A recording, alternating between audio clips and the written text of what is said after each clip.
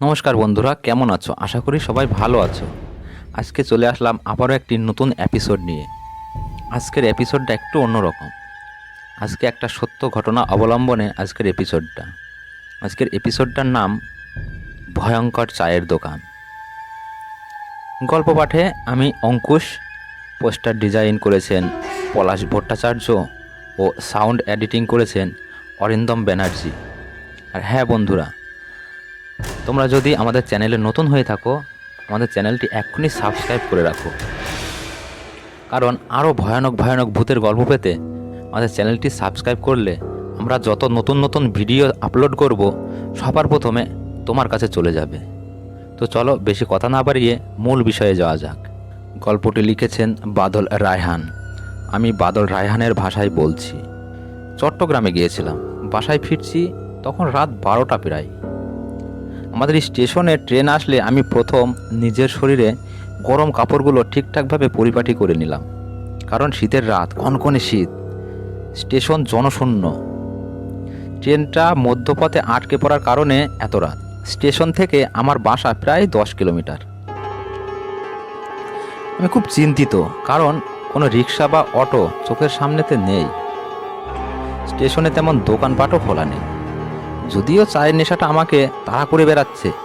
তারপর শীতের রাতে চায়ের লোভ কি সামলানো যায়? আমি চোখ দিয়ে আপাতত চায়ের দোকান খুঁজছি। ঘুরতে ঘুরতে স্টেশনের চিপার গলির মধ্যে একটি ছোট্ট দোকান পাওয়া গেছে। দোকানদার বয়সে বৃদ্ধ। আমি দোকানে গিয়ে সোজা বসে পড়লাম। তারপর চাচাকে বললাম, চাচা, চা হবে নাকি? একটা গরম গরম লাল চা দেওয়া যাবে? চাচা বলে, বাবা, চায়ের জন্য বসে আছি আমি। কেন হবে না? সারা রাত আমার দোকান খোলা থাকে। আমি তো শুধু রাতের ব্যবসায়ী। বিষয়টা একটু অদ্ভুত মনে হলো। চাচার দিকে এবার ভালো করে চেয়ে দেখি। চাচার মাথায় চাদরের ঘোমটা বিশাল বিশাল, দাড়ি, চোখগুলো বড় বড়, পরনে লুঙ্গি। আর অদ্ভুত ব্যাপার হলো, চাচার পা দেখা যাচ্ছে না। আমি দেখতেই পাচ্ছি না, কিছুতেই না। সেই থেকে বুকের মধ্যে হালকা ধুকধুক শুরু হয়ে গেল। মনে হচ্ছে যেন ধীরে ধীরে গান হলে যেমন শুনতে লাগে, ঠিক ব্যাপারটা সেরকম। বিষয়টা বেশ ভাবাচ্ছে আমাকে। আশ্চর্য, পায়ের পাতা কোথায় চাচার? অবিশ্বাস্য, নিজের চোখ আমার সাথে ধোঁকা দিতে লাগলো।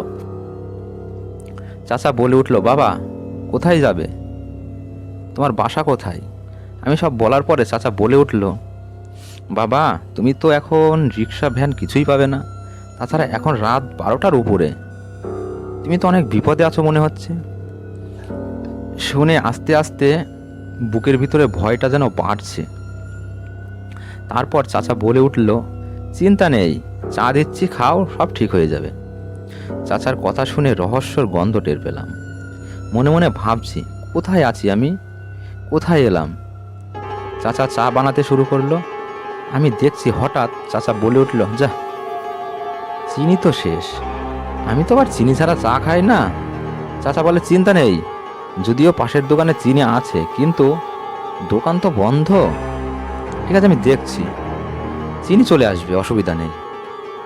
কথাটি শুনে এবার যায় যায় অবস্থা। এত রাতে কোথা থেকে চিনি আনবে চাচা?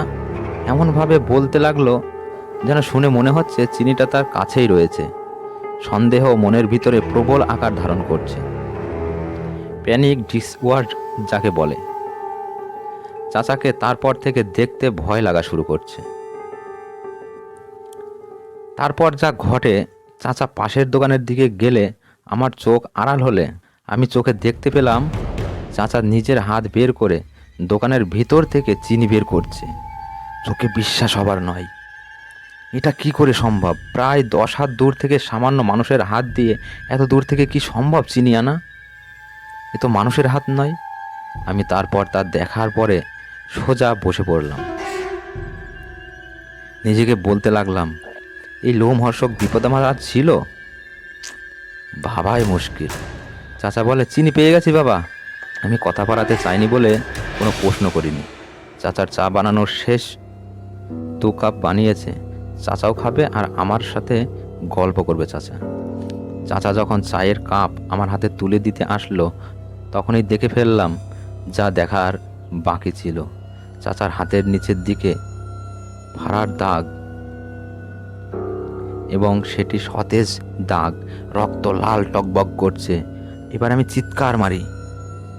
চাচা বলে, বাবা কোনো প্রশ্ন আমাকে করবে না, আমি জানি তোমার ভয় করছে।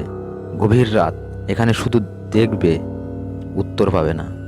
বিষাদের সুরে কথা আর এভাবে বলতে দেখে মনে হচ্ছে আমি অন্য জগতে আছি। মনে হচ্ছে জীবনে সব থেকে জোরে দৌড়াতে পারলে সেই দৌড়টা যেন এখন দিই। কিন্তু আমার জানা আছে রাত এখন 2টোর কাছাকাছি। তাছাড়া রাস্তাতে আরও বড় রকমের অলৌকিক স্পষ্ট রয়েছে।